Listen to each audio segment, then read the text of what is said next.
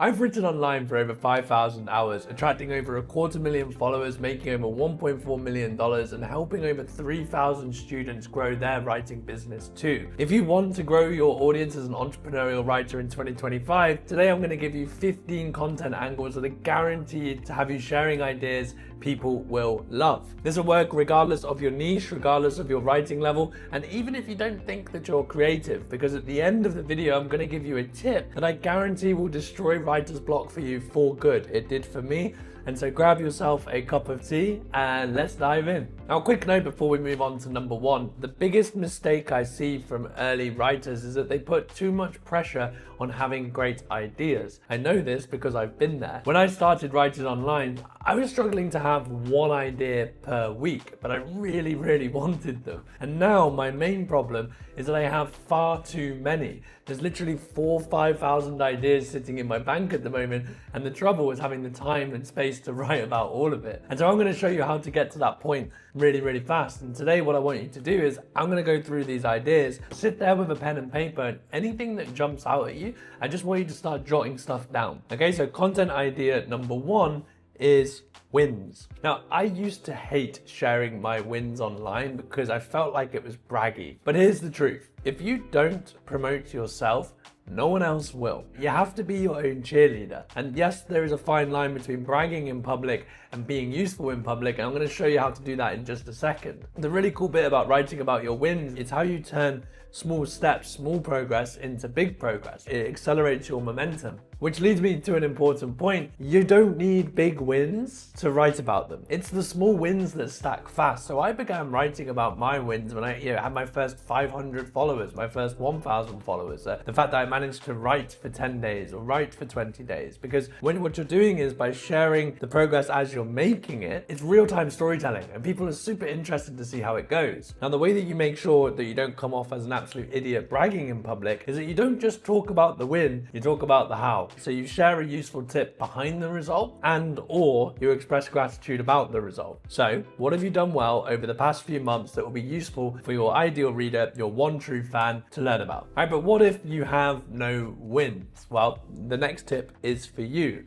Content idea number two are your goals. So there's a meme where it's saying, don't tell anyone your goals, build in private, blah, blah, blah, blah. It's good advice, but it's a load of crap for writers because one of the best things that you can do if you want to attract attention is take action and document the journey. People love storytelling and the best stories happen in real time. Why hide your goals and then share them once you succeed when you can say, hey, this is the thing that I'm going to do. Here's how I plan on doing it. And then I get to watch you as you go. Yes, there's a risk that you might fail, okay, but that's the point. Accountability creates authority, and you don't really fail if you're sharing the lessons as a result. And if you do win, the cool bit is you become known for that thing you set a goal for. So I actually do this all the time. Whenever I am doing, I tell people. I use that as the hook for all of my content because now it's useful, it's unique, and it's undeniable. The great bit is you've created a marketing feedback loop. So for example, I'm writing my first book, Magnetic Writing. Every time I talk about this goal of writing my first book, there's a wait list to join for the book. All right, so there's already 1,000 people and I've probably got about a year left before I release it. Super powerful. And speaking of powerful, if you want a really good way to monetize your brand, the next content idea is fantastic. Number three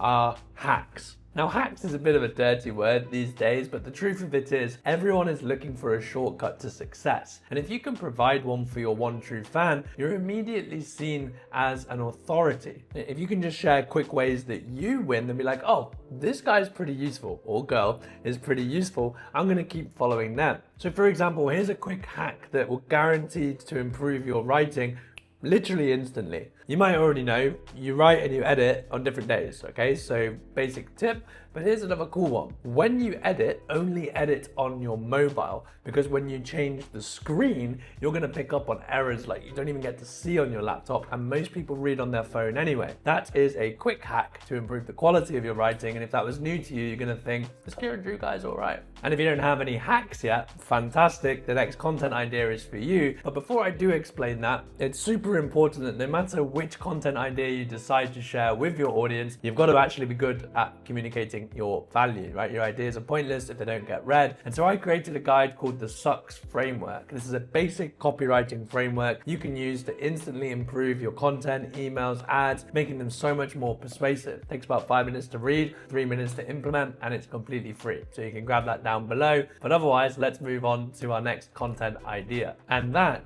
is books. Books that have impacted you will impact other people. And some people say, oh, it's a complete waste of your brand to talk about material that you've consumed. It's not, okay? It's just quite short-sighted, that advice, because taste is a fantastic differentiator. By showing what has influenced you, you attract people who are also influenced by that same information, or they haven't heard of it and then they go and consume it. And guess who they attribute towards showing them the light?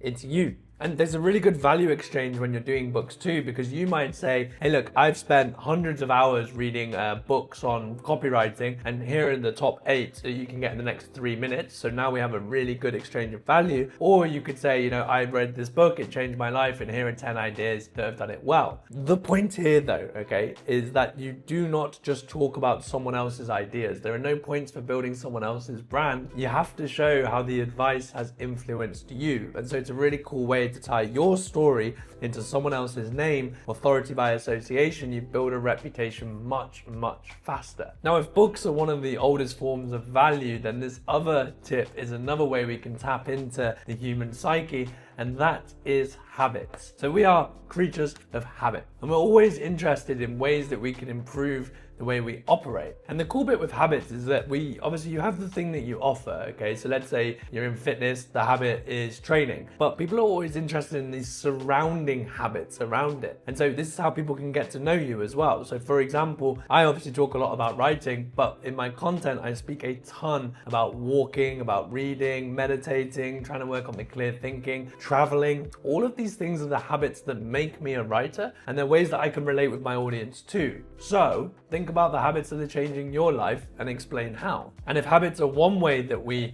bond together, then content idea number 6 is another, and it's really, really powerful, and that is beliefs. So we group together by how we think and feel, okay? We're tribe building creatures, and you can really tap into that simply by sharing what you feel strongly about, by tapping into someone else's beliefs. This is Persuasion 101, and it's one of the oldest tricks in the playbook. You only need to look at religion, nationalism to see it in play. And so 2 questions for you, right? What do you believe strongly about that most people don't? And what do you think the world is getting wrong? Now, for example, I think that freedom is the most important goal, and most people get blinded by chasing money. And they don't realize that money is not the point of life, it's just a tool to live it well. And by repeating this message, I begin to attract an audience of fans who feel the same. And this leads me to the next content idea, and it's a great way to communicate your beliefs, and it's failures. Because the internet is full of people telling other people what to do, but you're going to stand out when you start showing them what you did. And the best way that you can change someone else's mind is to be like, hey, I made this mistake. So how does this tie into the last one? Well, the reason I talk so much about freedom is because I used to be obsessed with making money, and it was the most miserable period of my life. It was also the most poor period of my life, because once I found work that I loved, I managed to get paid much, much more and enjoy a hell of a lot more freedom. And so I tell that story often about how I became a dentist and how I went harder and harder and harder in a career that I had no passion for. And then one of my main messages is that there are no points for climbing the wrong mountain. And because I can say that I've made this mistake, this failure, well, people begin to pay attention. And you might have just picked up on another content idea within this one, which is our next, and that is mistakes. Right, we have this kind of consistency bias where we refuse to change our mind in public. We're very conscious about admitting that we were wrong. And so if you want a way to stand out immediately and join the 0.1%, is to hold your hands up and say, hey, I made a mistake. Because we are evolving creatures, and it's absolute lunacy to think that you're never going to screw up as you go. And as I mentioned, the best way to change someone else's mind is to show how you changed your own, because you have a story behind it. And if you really want to nail the mistakes thing, so to think past the past 3 years, what things did you balls up the most? And then you say, why did I make that mistake? What did it cost me? And if you can articulate those 2 things well, you can then explain what someone needs to do instead, which is going to be whatever you offer. So let's drift away from failures and mistakes and have a look at content idea number 9, which is decisions. So our life is governed by our choices. We have to make thousands per day, and your one true fan has got so many choices on their mind. What they want to know is how you think through your decisions. And this is one reason, by the way, we love watching movies and relating to heroes, because we see how they respond to conflict. And so if you have a big decision on your mind, write about it. One of the best things about this is that writing is thinking. And so I'm just thinking in public constantly, and it's so much easier because as I'm writing about like a big decision, let's say a business move, I'd be like, oh, that one is just dumb. So you get to teach yourself in public, you get to confirm your decisions in public, and you'll attract people who think, oh, this guy's actually thinking this stuff through. And it's a super powerful feedback loop. And then the next content idea is one of the 5 pillars of persuasion that I talk about often,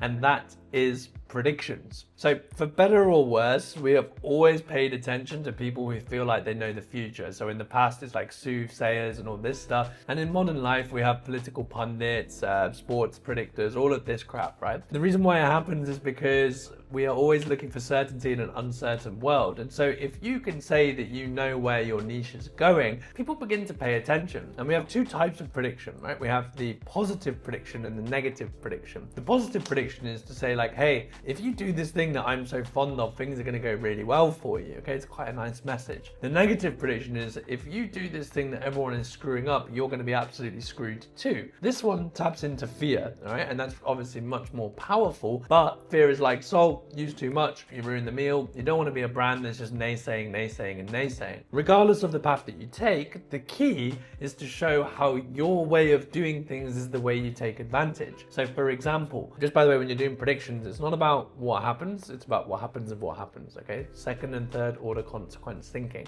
So let me just give you a really brief one. AI is coming online, okay? So what that means is that most people are going to end up talking to robots more and more and more. This is going to increase the value of human connection. Therefore, if you want to be a writer that succeeds, you really want to lean into personal stories right now.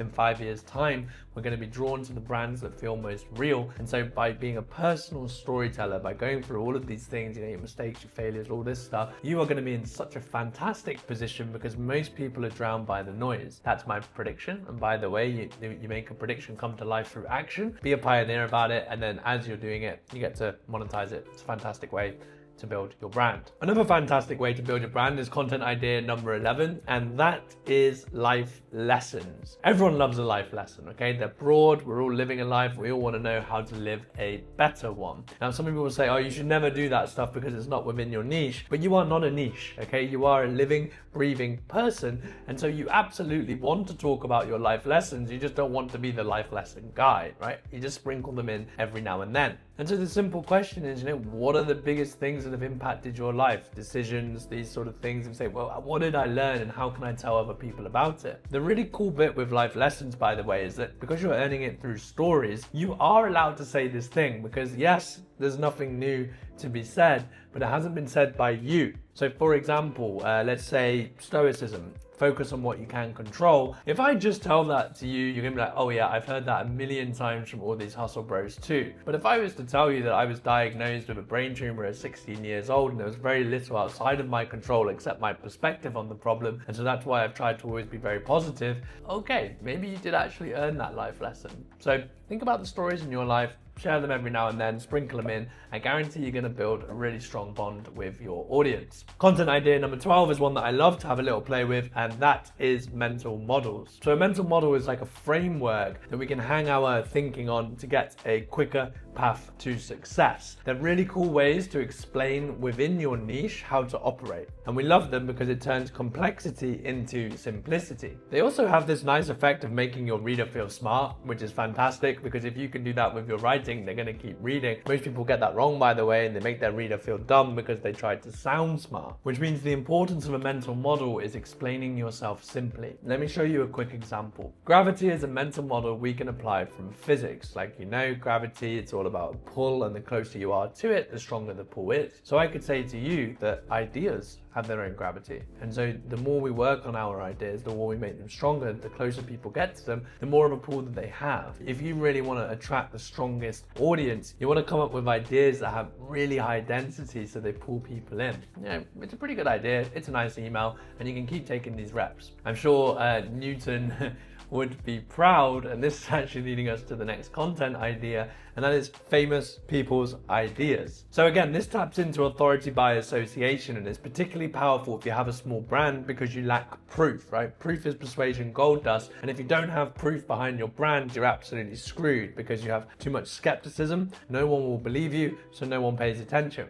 For example, if I was to give you writing advice 5 years ago, you'd be like, well, who the hell is this guy? You're just a dentist without an audience that can't really write. But what I did instead was I shared ideas from all of my favorite copywriters, from all of my favorite writers, and I spent so much time consuming this information and then teaching myself it in public that I began to build a name within that niche. And so if you are early in the brand or even later in your brand, but you've seen some ideas that have really impacted you, write about them. But again, make sure you say how you have applied it within that. One example would be for me recently, Charlie Munger. I'd say, yeah, take a simple idea and take it seriously. And I'm like, well, this changed my life because my simple idea is that if I write every day, share personal stories, and I create value, something great is going to happen. By the way, I have more video stuff with Charlie Munger. You can look at my channel. Content idea number 14 is incredibly powerful. And honestly, I think it's the most fun one. And that is what pisses you off. Polarity is the key to creating fans. And I used to suck at this because I'm a British guy. I apologize for being in a queue. I hate being polarizing. It used to make my skin crawl. But then I realized that it's not about being a dick for engagement purposes. It's about writing to bring the change that you want into the world. And if you want people to stand with you, you just have to show them what you stand against. And again, it's a really good persuasion technique. You can see it with politics. No one talks about the good stuff. They just throw stones at the enemy. And so a rule that I set, particularly when I write my newsletters, is that every email must tackle something that I think is wrong within my niche or the world. Because if I just put in the reps like that, I'm going to find people that really agree with me. And so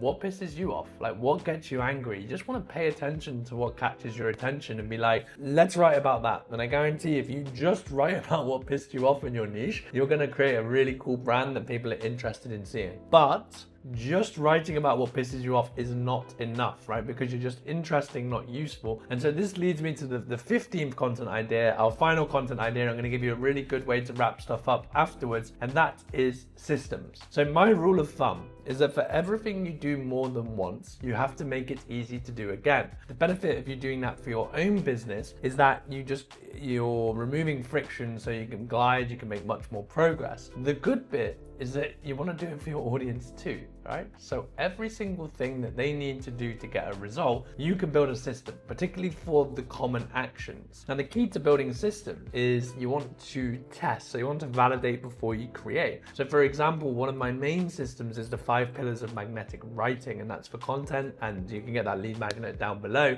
That started as a tweet, 4 years ago, and it was the 3 pillars of magnetic writing: advice, storytelling, and personality. Okay, and then it started a tweet. It was pretty popular. I ended up writing about it more, writing emails about it, turning it into a product after teaching it to people. Then it became, I got magnetic emails. My book is called Magnetic Writing. The lead magnet I've just mentioned is called Magnetic Writing. And so we've built this concept from the ground up. So for systems, okay, you look at what the objective needs to be, you look at the series of steps, and you give it a sticky name. And the really cool bit about that is if you build, let's say, a collection of frameworks, or I like to call it an island of ideas, when someone finds you, they never really want to leave. And so that's 15 content angles. Hopefully I sparked some for you, but if not, let's talk about one of the coolest ways to obliterate writer's block for good. And it's a tip that I got from James Altucher, okay? So when I first started writing online, again, I had zero creativity. I thought there wasn't a single creative bone in my body. And what he suggested was you write 10 ideas per day. And so if you start your morning and just think,